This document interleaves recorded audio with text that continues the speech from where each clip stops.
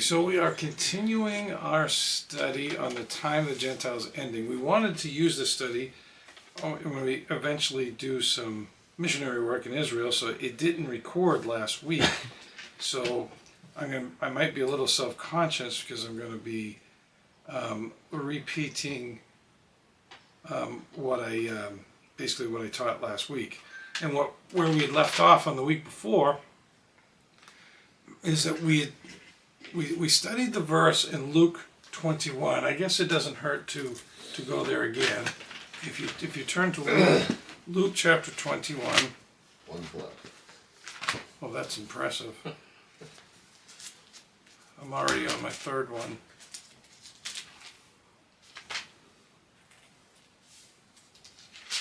Okay, we're gonna read just one verse because we went through the whole thing last week. In the wrong chapter.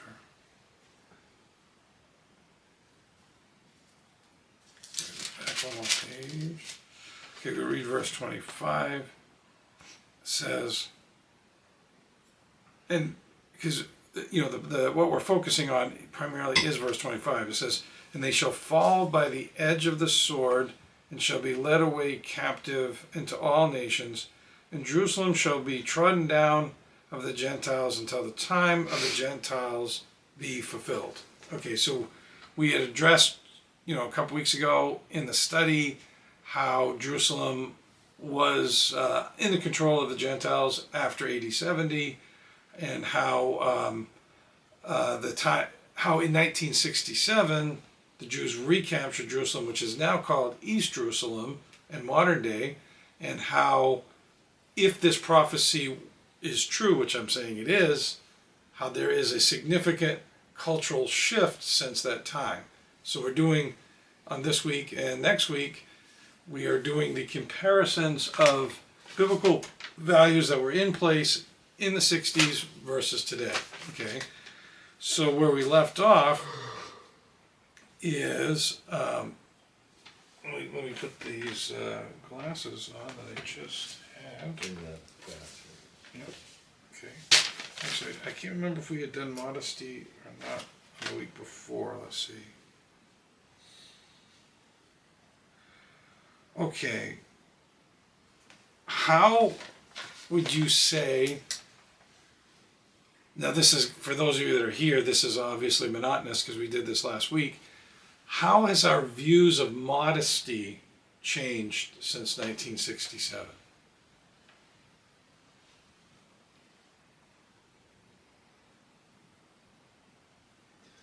I think the in the past, like, there was a little bit of conscience about, like, exalting yourself or presenting your wealth or your physique or your beauty. There was a consciousness about not overplaying that, and now it seems like that's the norm. Like, if you got it, flaunt it is just the norm. If you show off your money, show off your house, show off your goods, show off your body. It's now normal to do that, and in the past. Okay, that's true. You're getting to the. You're kind of. This is a big point explained in a very simple way, right? But yeah, I mean, okay, you went from the beginning to the end, but just go back on the basic level, just modesty in general. If you were looking at a photo from before 67, say 1964, and you can of somebody that was a young American family or whatever, and you compared it to today, how would you see a difference? They like, the clothing is more wholesome. It's not form-fitting. It's not showing a lot of skin on both the men and the women. And you don't have, like, elaborate hair colors and facial jewelry. So, like, okay, like in there's several different layers to modesty, if you will. Okay, so, like, in the political world now, for instance, you have people like our president is constantly bragging about what he's accomplished. If someone did that in the 60s, they would be voted out of Yeah, office. you'd ruin your career. It would ruin, yeah, it would ruin your career. So when people talked in the past, they spoke in a way, like if you think of etiquette, like I learned as a kid, if I hand you a knife, I have the sharp side pointing to me. Yep. You take your hat off, you let ladies go before you, Mm-hmm. and things of that nature. Like most rules of etiquette is putting someone's needs before yours or to exalt them, right? Mm-hmm. Not necessarily exalt them, but sometimes you do. But the point is that you don't, etiquette would teach that you're not trying to make a display of yourself. Right. Basically, modesty with clothing, all schools, not just religious schools, but all schools had a dress code. And so women always wore long, feminine looking skirts. Mm-hmm. And then men always, wore stuff that covered them up. The clothes were a little bit looser back then than they are now. People did not wear excessive amounts of makeup. People didn't always dye their hair like they do now. People did not get, like the tattoos, I think, are designed to extend, maybe not every tattoo, but at least half of them or better are designed to accentuate a feature about yourself. Mm-hmm. And then if you look at, like social media has changed modesty standards quite a bit. Like in the past, you didn't necessarily want to brag about how much money you had or what you're doing. Whereas today, like if someone goes on a nice vacation, they post it on social media. If you buy a new house, they post it on social media. If you get a new car, they post it on, social media. So people are looking at something that they've accomplished and they're putting themselves as the center.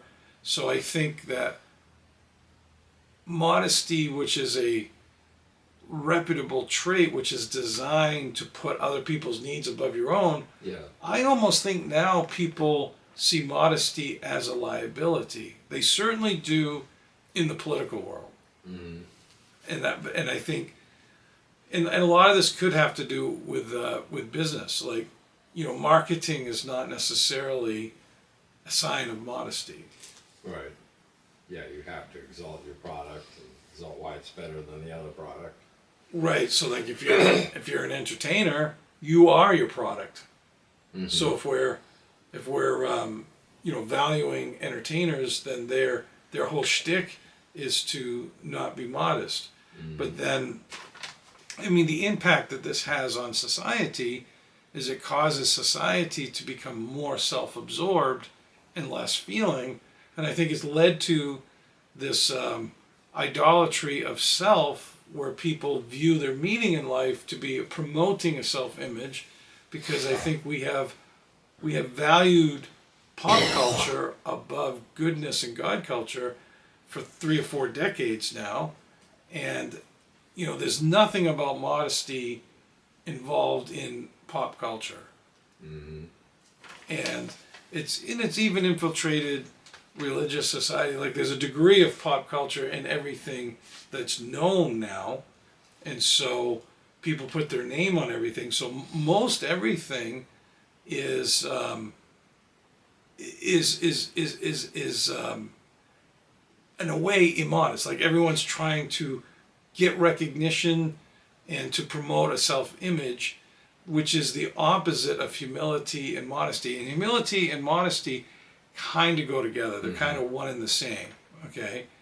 And so you need modesty in order to have feelings for other people. The more you focus on self, the less feelings you have for other. So because of the way that we work, because of the way that we entertain ourselves since 1967, the way that we obsess with money, the people that we value, we have in essence changed our whole concept of modesty, not just in the vain way that we dress, although that also has a significant change, but it's how we interact with each other, who we like. I mean, if you all think that Trump is a great president, that's fine. anybody watching the video, but do you think he's modest?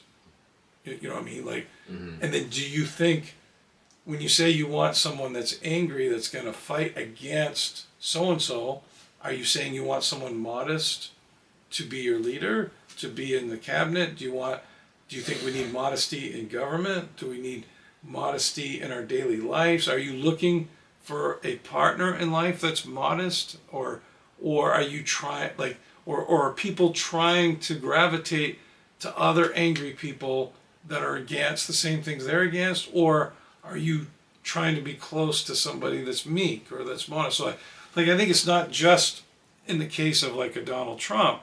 I think that we're all trying to give attention to immodesty, even when immodesty is wrong. We're basically, instead of exalting the abstract things of faith, instead of exalting goodness and virtue and truth, we're exalting self-images, success, what we're against, how smart we are.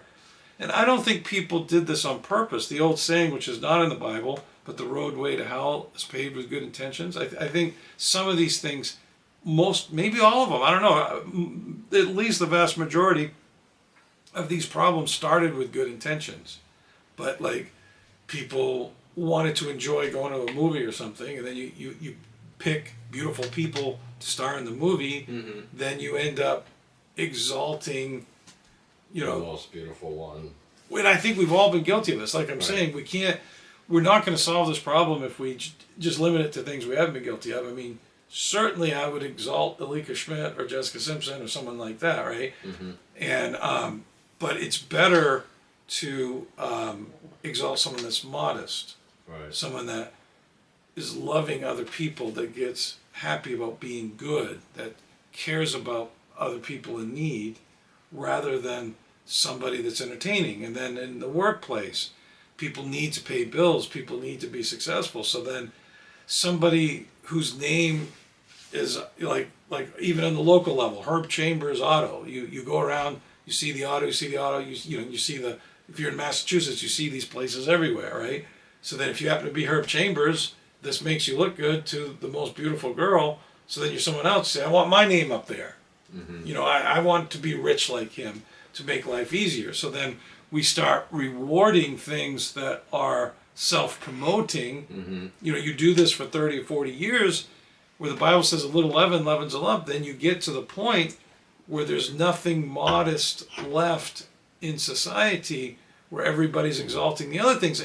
And because there is a God, because we are made a certain way, it's not like you can just change it and make self-promotion an equal alternative to the modesty in the past. It's not like this is going to work for eternity.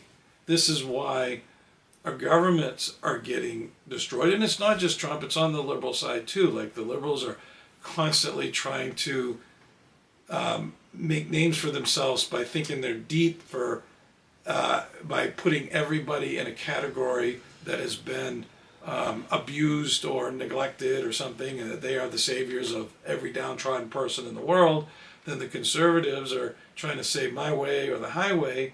It's leading us to the destruction of our country. Is leading us to a fascist country, which isn't necessarily based on Scripture. So, like, if we want a country that's based on Scripture, if we want to actually solve what's wrong in the world, it is God's Word. And you have to be modest to do it, which is ironic, okay? Because that's not what gets attention in the world today. Okay, how has our view of authority figures and elders changed since 1967?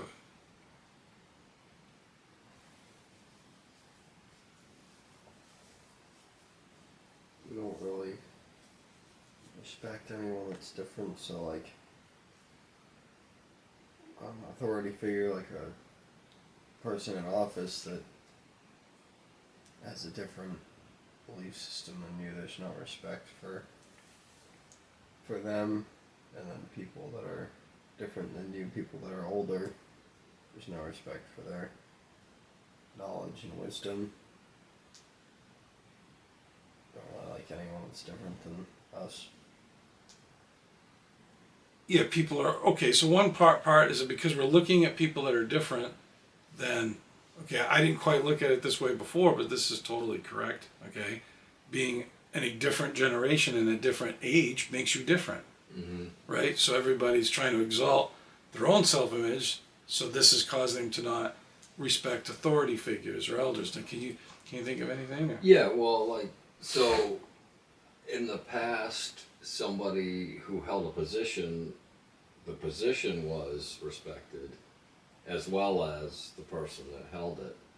So if somebody was the mayor, you know, then the mayor deserved, the office of mayor deserves some reverence as well as the guy that did the job. So you had respect for that. Like, here's a person that devoted his life to serving the city or whatever. And now it's like the modern philosophy seems to be, if you're in public service, then you're there to be challenged. You're there to be scrutinized. You're there to be criticized. Anything that you do is subject to a massive amount of criticism.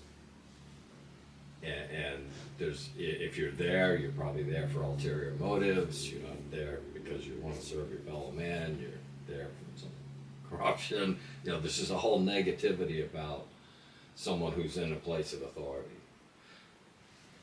Right, and so we can see that in our country, like on the liberal side, this has gotten really bad in recent years because we've had like the defund the police movement.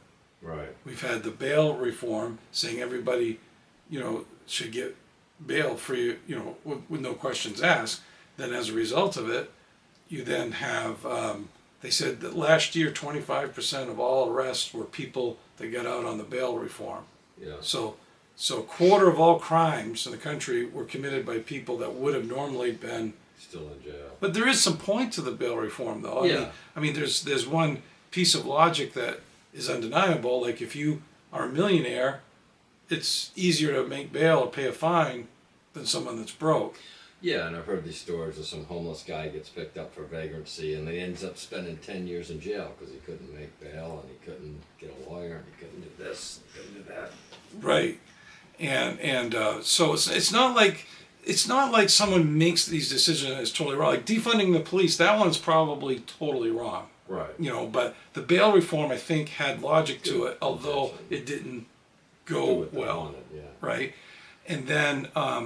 But like you were saying, when you used to respect authority, then say your example with the mayor, this would probably be someone serving the public, and it usually required qualifications to get the job, which I think it still does in our country.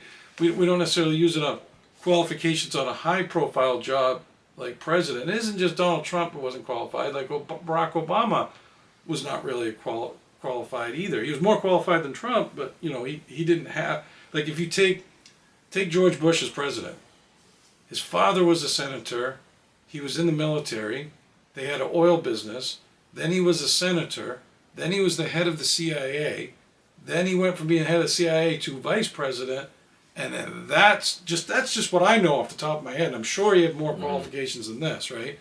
This is what he took into the 4-year term of being president. Okay, so this was in 1988. Okay, and now if you go to today, we're saying, okay, this guy got a lot of likes on YouTube, and more people are interested and find him entertaining than the other candidates. So then he's president. Or with Barack Obama, he's black. We need a black president. We're going to vote for him. Whereas Joe Biden had just as much qualifications as Bush did, and he got the least amount of votes. Hillary had second, you know. And then when Trump got elected, he had the least qualifications. So when you have someone that doesn't have any qualifications, then it loses some of, I respect you for all that you've done for the country. Right. And so because we're trying to focus on what's popular instead of what actually works, then also by not caring about qualifications, by thinking that everybody can do everything, or if someone's popular, they can do it, then we're not reverencing the position. We're not recognizing that somebody might know more than what we do. And like, I can have an opinion, like I can have opinion about your business, right? Mm-hmm. And say my opinion is contrary to what you're doing. Mm-hmm. I know there's a really good chance I'm wrong. You know why? Because you're not running the business. Because I'm not running the business, right? There's a lot of things that look different on the outside than they do on the inside. Sometimes those things are valuable, but yeah. Right, so we used to like say, okay, this is a good person. This is when we were a Christian country, so this is a Christian man that's running the town, that's running the country, that's running the state, so on and so forth. And then you respect their knowledge, you respect their experience, and you respect what they're doing. Whereas today, I think we're taught that we're all against each other. Mm-hmm. So then, because we are looking at everybody as a potential enemy, then we're not respecting people's talents and people's skills and people's qualifications, and this inadvertently causes us to not respect our elders. I mean, authority figures. And then when you can't respect authority figures, then you don't have any stability. And then there's other factors too, like our youngest member here, Benjamin, is a volunteer fireman, right?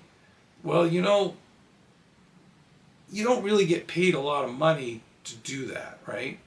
Okay, so, but you do go to school, you do go get trained, you do risk your lives, you are there to help people that are dying. So when you see somebody in the uniform, you recognize that, and then you reverence that. You say, okay, this is a good person, okay? Mm-hmm.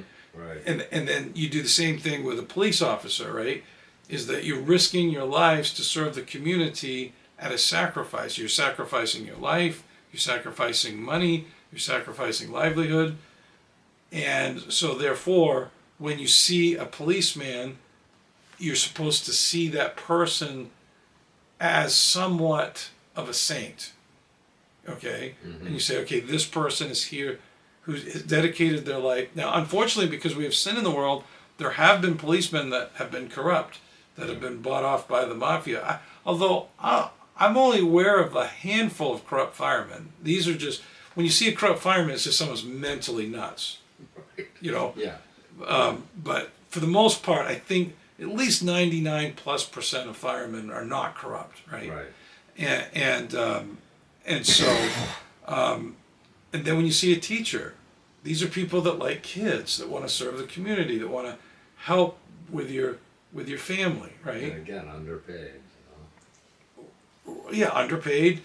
They're doing. Now, we may not agree with the education system. We may not agree with everything that the society's doing, but you don't fix society by being mad at the teacher, or you don't help when if there is a corrupt policeman, hating all the cops isn't going to help. Yeah. Do you really want to have no law enforcement? Right. So if one cop makes a mistake, it doesn't do any good to get rid of all the other cops. And so then in the government, the people that were congressmen were initially supposed to be good. Now, unfortunately, we're starting to see corruption because society itself is being corrupt. So then it almost then validates. I think we had a hatred of authority figure before the authority figures deserved it. Mm-hmm. And I think now we're starting to get to a place where they may not be as reputable as they used to be. Now then, in terms of elders, okay, you respect old women. You look at an old woman who's dedicated her life to raising her kids, to helping out her community. You see that, you reverence that. And the same thing is true with the old man. The old man often helps take care of the younger people. They help you in life. They help you get a job. They help you get a house. They give you values. And all of these respectable figures are most of the time our elders, okay? And so we had a respect for elders. And now we have the segregated society based on fears. We have the younger people saying, I do not want to be friends with an older person. I think older people are creepy. I don't want other people to know that I'm friends with an older person. I do not want to have them on my social media page. I don't want to have any contact. And then as a result of this, we're not respecting elders. So we're not able to learn from elders. We're not able to learn from the past. Like I remember when I was a kid, all the classy girls liked classical music, Beethoven and stuff, and you say, nowadays if someone says, I like so-and-so from the past, they say, oh, this ages you. Now, if this ages you, that means that's a bad thing. That means that if you like something in the past, it's bad because we think being old is bad. So it's the opposite of respecting and reverencing your elders. If you don't like anything they did when they were young and you don't want to be friends with them and you think everything they do is backwards and then you blame them for every problem, then it makes it very difficult to respect your elders. Now then, if society is in steep decline like it is now, then this is a further problem, because the only way to change the decline of society that we see now is to go back to a time that was better. Well, it sure as heck would be a lot easier if the younger people could reverence the elders and learn how their lives were different rather than blaming them for all the problems. But because we're not reverencing our elders, we cannot learn from the past. So what was that quote on history says about repeating itself? Those who don't learn from history are doomed to repeat its mistakes. Are doomed to repeat its mistakes. So if you hate all of your elders, then you're going to repeat it. Repeat the mistakes. And I one thing I've learned is I think there's such a hatred for people that are older, that if you're older and your health is perfect and you're young, if people know that you're old, they're gonna hate you. Just like say somebody was black but light skinned, in the 60s, if they were, like disguising themselves as a white person, everybody would like them.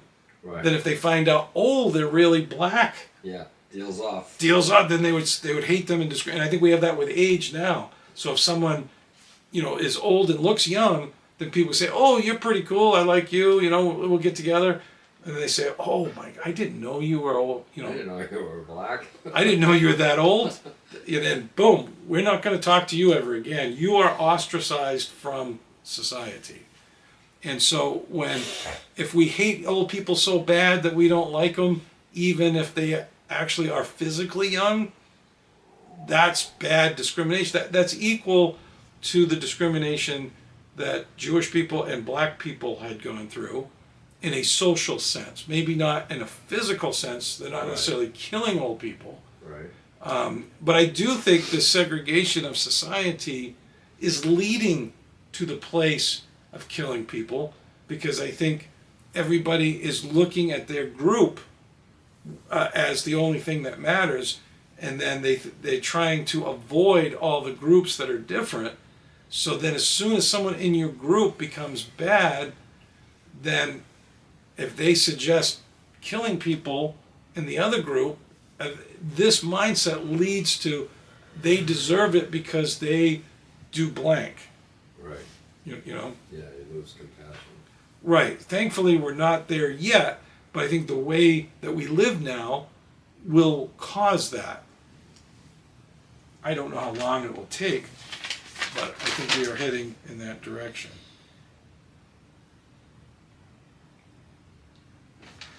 Okay, how is our view of hospitality to strangers changed since 1967?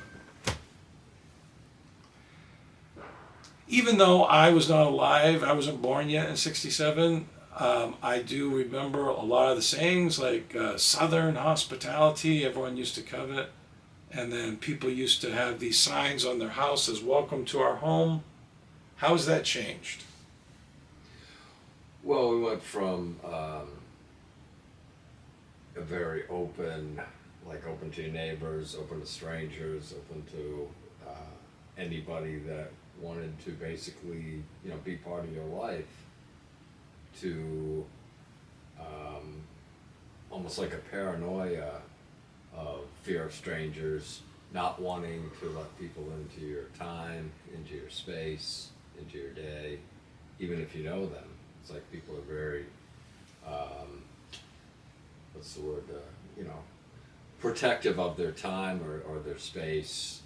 There's a, you gotta have healthy boundaries, they say, which basically means. Yeah, I've never heard people talk about boundaries, and like in the last 3 to 5 years, everyone says, "Oh, I've got boundaries." Like this means I'm assertive. I'm a good. I'm growing because I set don't boundaries and let I'm people take isolated. advantage of me, and they can't come to my house for lunch. So. But I think that's a big shift from openness, trusting, and warmth to paranoia, fear. Well, let's look at some of the causes of this. Okay, Number one is that you do have a lot of sin that occurred Right. in the time. So there actually, so the stranger danger, there actually was an increase in childhood abductions. There have been increase of terrorist activities where people are getting shot, for no reason. Right. There has been a lot of people getting sued. Yeah. You know. Slipped on my sidewalk. Right, and then you've had examples of squatters, like if you let someone stay in your house and they don't leave, there's like these laws Yeah. where they can stay. Right. So then I've had people stay at my house and I was scared they were going to do that. Yeah, we had one wouldn't leave, said, "I don't pay rent, so you can't evict me." Right, and so I think that this greed culture that we have, this litigious culture, has had somewhat of an effect on people not being hospitable to strangers because strangers sue you and strangers get hurt, and now we have this big liability. Like if someone fell in your yard 100 years ago, there was no lawsuit. Right. Okay. But then also, when you become negative minded and you just focus on fears, then you think that everybody's dangerous. So now so in the past, you see a stranger, you're thinking something good. You're thinking, oh, it's exciting. Like if you were a little kid, you say, I got a new friend to play with. Yeah. Right? Yeah. And if you're an adult, you're like, okay, is there a new beautiful girl in town? Or if you're a guy, or if you're a girl, the opposite. Or if you're starting a church, you're thinking, oh, we might have a nice new member for the church, nice new family, nice new person for this, And then, so in the past, you were looking at people from a positive perspective, seeing that they're going to enrich your life one way or the other. So then you're excited to have strangers. Then you also felt a sense of honor to be hospitable. You kind of felt like, okay, I need to. I would be a good person if I helped the stranger. Yeah, my house is a place where people can come. Yes. And then the whole parable of the Good Samaritan was teaching to be good to a stranger. In the parable, the Samaritan had never met the man that was beat up on the street. Right. And then that was an answer to who is my neighbor. But that's also when we were into the golden rule. The love your neighbor as yourself. That was the answer because the person asked Jesus the question, who is my neighbor? And then he gives that particular parable. So the mindset of fear negates being hospitable to strangers. The mindset of greed causes us not to want to be open to what they have to offer. The mindset of fear takes away the excitement that having a new person around is going to add to your life, right? And then basically the society, everybody trying to exalt their identity and their little social circle causes them to say, how do I know if this stranger doesn't look like someone in my circle, then they didn't matter to begin with in the first place. So I think that if you go back to 1967, everybody loved a stranger, everybody wanted to be close to a stranger, we were hospitable. To today, we see a stranger as something dangerous. People do not talk to their neighbors, and people do not look at other people as a way to enrich their lives. As a matter of fact, most people view having neighbors as a negative element of a house, let alone be excited to get to know a stranger. But just a reminder, because we're spending a lot of time on this one verse, is that it says that Jerusalem will be controlled by the Gentiles till the time of the Gentiles is fulfilled. Okay, so what we're studying here is the social mores in the world that has changed since the Jews have recaptured Jerusalem. Okay, so then our next question is, how is our view towards widows and people in need changed since 1967?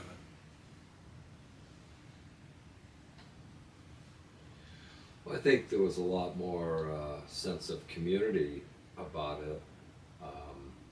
Like if you had a widow in the neighborhood, people looked out for her, people would shovel her driveway, or make sure she had what she needed. And there was a sense of community about, if somebody was poor, you look out for them, make sure they were taken care of. And today, like with this, every man for himself kind of isolation. Like you don't necessarily, widows or poor people could be living around you. You don't know them. You don't know who they are. You don't know what they need. Right, and also the drug epidemic has made it more difficult as well, too, right?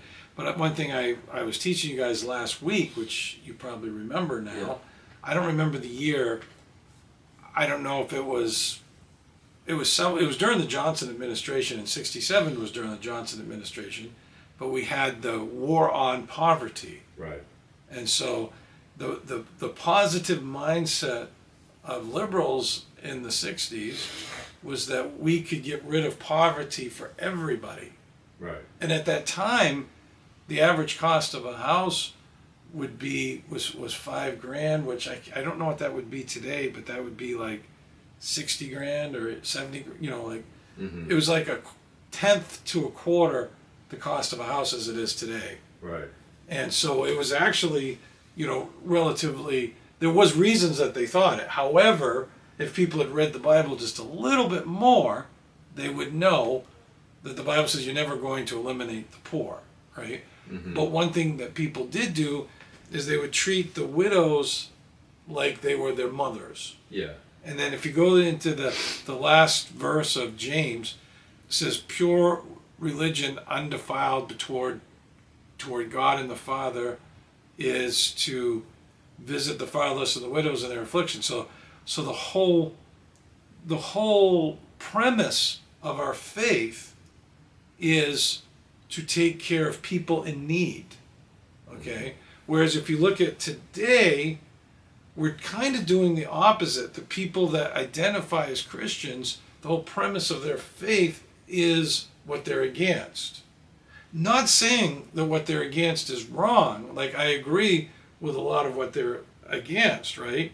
But what is wrong is to say, okay, like if I'm against something that you do, that what you're doing doesn't make you an enemy of me. Okay, Paul also says our battle is not with flesh and blood. Okay, so the battle is to be redeemed. It's not to fight individuals that have different values. Okay, so basically, if someone is in need, then we should have compassion on them, and then that's the hallmark of our faith, is to have compassion on people in need. Now, one area that this had backfired on me, this actually traumatized me as a person, but I mean, I'm getting over it, is I then trying to help people in need. I've had everybody that I get to know that I want to be close to then just sees me as a means of help. I don't think that was true in the past. I think in the past, you helped the fatherless and the widows. It also made, like, you became friends with them. So today, the people in need, themselves are a little bit cold, which makes the process a little bit more complicated, because the Bible says, because iniquity abounds, the love of many waxes cold. Like, I don't think that charity was supposed to just be, I give you money. I think it was also supposed to include that I welcome you to my family. Mm-hmm.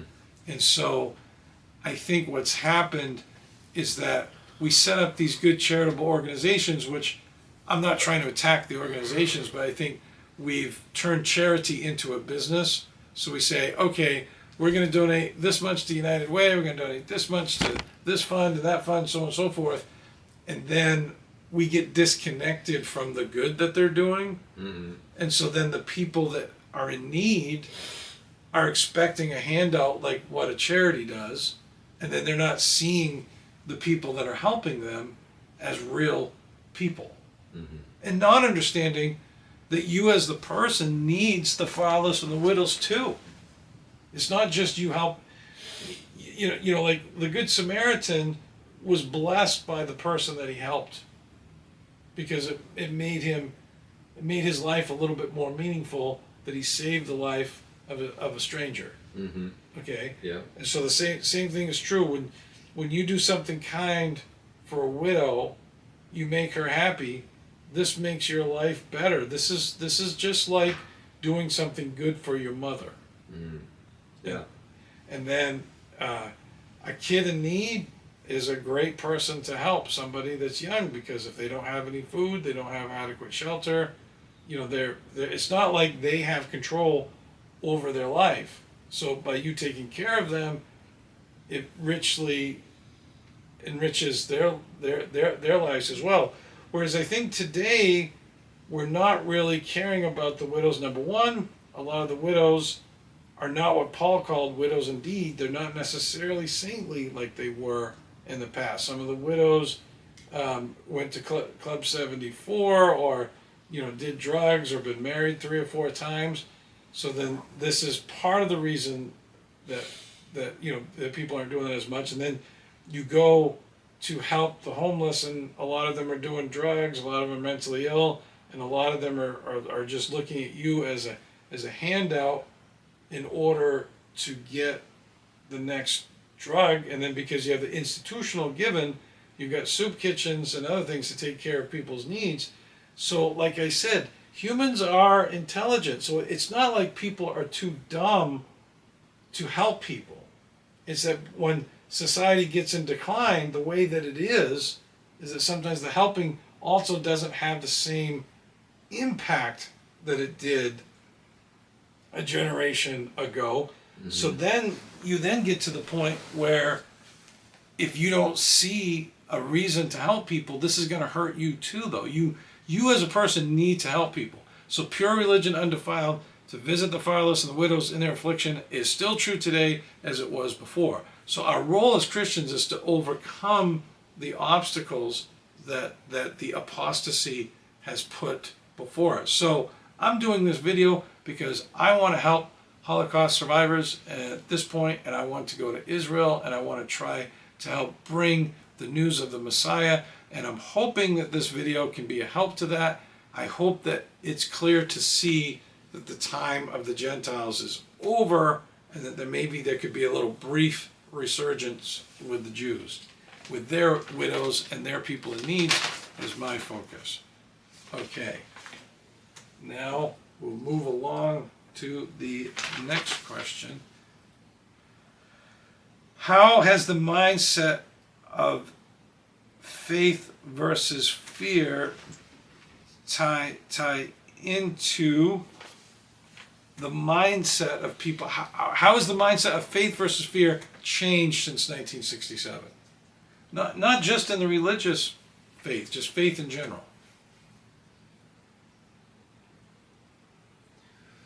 Well, again, in the past, there was like a sense of optimism, like people told a kid, you could be anything you want to be,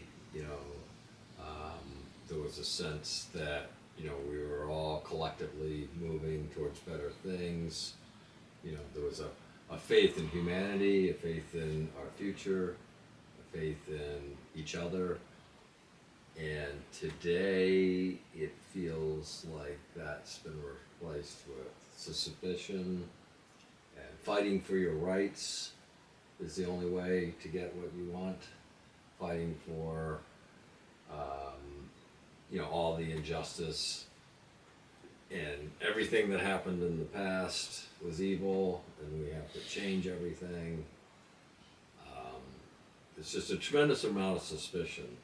Yeah, the people that I loved the most in life, I wanted to protect them from fear, the ones I knew when they were young.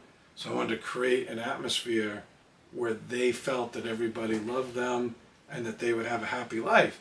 Then everybody ostracized me as the worst person on the planet for trying to do this. I think society actually believes that fear is healthy and necessary, Yeah. or people are going to take advantage of you. Right.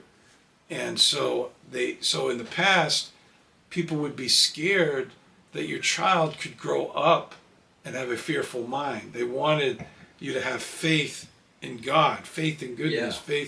faith in your future. Yeah. Even non-believers did. Yeah, if something bad was Maybe not the faith in God part, but yeah. Yeah, but if something bad was happening, you tried to shelter your children from that for that reason. So they would be happy. And they wouldn't become fearful. Right. And so then now we're basically saying, well, we had this big education thing in the 90s where people thought education would fix the world. Yeah. And then as a result of that, they thought the more you knew about bad, The safer you'd be. the safer you would be. And then this preceded the mindset of fear that permeated the culture since the early to mid 2000s. Okay, so then you put the education mindset of the 90s with the fear, it created a perfect storm of mess that created a lot of misery. So then now people think the more aware of badness you are, but I submit we have more knowledge of badness now than we've ever had before, and it did not create a generation of people that are happy. It didn't make our family lives better. It did not bring our communities closer together. I think initially we thought if we were to be educated on it, Yeah. we could stop it. Yeah, and I don't think it made anybody safer. I don't think so either. Well, like the argument that we make, like with the fear-based of raising the children, is I think, okay, so children aren't as likely to climb trees or jump on trampolines today or ride their bikes without helmets or what have you, right? I believe that has cut down on accidents with children. What I think is ironic is now suicide is the number one cause of death, is I think the overdoing it of the fear has actually caused more harm to kids than the benefits that they got from the fear. So I think the fear did create some minor benefits, like maybe there's some millennial kids that never broke their arm because they never had the freedom to go play out in the yard, but then there's a lot more that died. And they said there was a statistic that came out a couple of years ago. It says the average kid today has more stress than someone in an insane asylum did in the 50s. Wow. And so basically all this education and all this fear has created a lot of stress, and it's caused, I think, happiness to be extinguished from the culture. I actually believe happiness is a thing of the past. I think it died about 13 to 15 years ago, and it's not something that people are trying for because they've replaced happiness with self-justification. So like the parents always teaching the kids what to be afraid of, always justifying their mistakes, then it causes the kids to say, this is affection, this is love, because this is what I learned from my parents. Then you do that for a long enough period of time, and you're not actually getting the joy from freedom and love.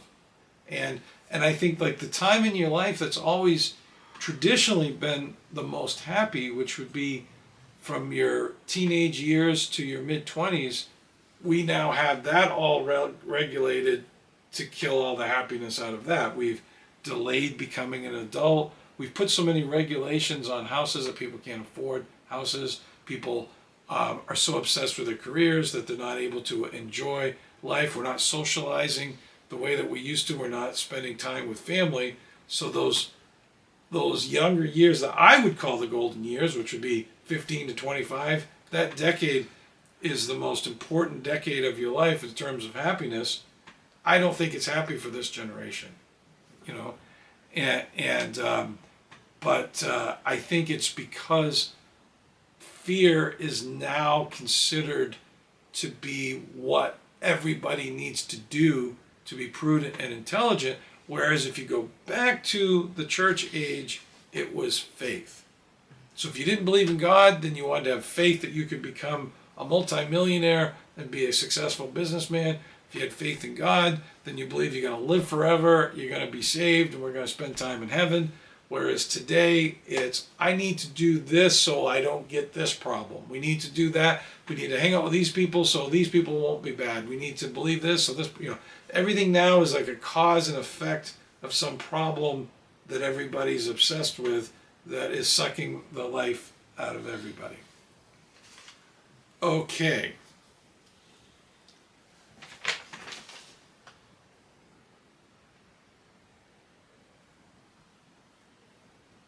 How has our attitudes on divorce changed since 1967? So in the past, like getting a divorce was a horrible tragedy. It was very rare. People wasn't something that people did unless they absolutely had to. And like if you were divorced, there's a little bit of a taboo to that. And you, the last thing in the world that you would ever want to happen to your family. And people went through all kinds of constraints not to let it happen. And now it's you know, you get a marriage, you get a divorce. You know, it's like getting a job, I guess. Yeah, like if somebody is losing a job or someone's having a problem, they're going, oh, are they getting divorced? Yeah. I mean, one thing I've been guilty of is I'd look at somebody on Facebook that I liked, and I said, are they still married? Yeah, because it's very common for them to suddenly not be. Yeah, so then there was this one person that I discovered was, and that was a surprise. That's more of a surprise. Yeah, that they're still married. Right. Yeah. But basically, marriage was viewed as a sacred union, as a lifelong covenant between you, your wife, and God. Yep. We saw the children were like the angels, as God enters into us, the two become one flesh, and then we become one with the angels. So as the man enters the wife, they become one flesh, and then their offspring are like the angels. So it was like our family was supposed to be a miniature version of heaven, and we were completely united to the wife. Okay, so then divorce was like idolatry, and it was like the worst thing that could happen to society because it destroys the faith of everybody. It destroys the faith of the children, the respectability of the children. Even like a real classy woman that became a widow almost never remarried too. Right. You know, back then. Yeah. At least 80% of the time. Yeah. And the reason that the Catholics came up with annulment was to try to break the stigma of divorce. Yeah. You know. Right. And you know, annulments are almost foolish now. Now they're almost, I think an annulment now would be a rich person gets divorced and they don't want to lose their money, so they try to get it annulled so that the person doesn't. They were never married. Right.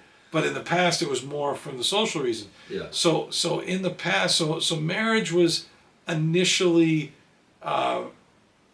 seen as the greatest source of happiness, and it was something that you dedicated to God to dedicate your life to God.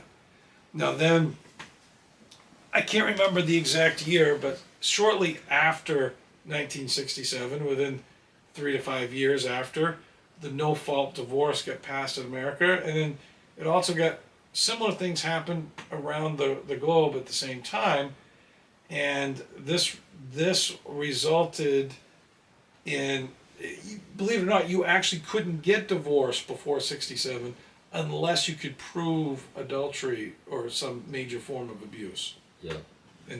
And so the term irreconcilable differences started, in the 70s. And so what I think once you allow divorce to happen, people no longer, after the church age, after 1967, people didn't see marriage so much as a covenant with God, but they saw it as an agreement between the husband and the wife. Mm-hmm. And then they say, okay, we're going to share our lives with each other. And speaking as someone in 2025 that never succeeded at finding a Christian family, I would probably, if I met someone that had those 1970s values, I would be so happy, just because I've been beaten down by the changes in society, right?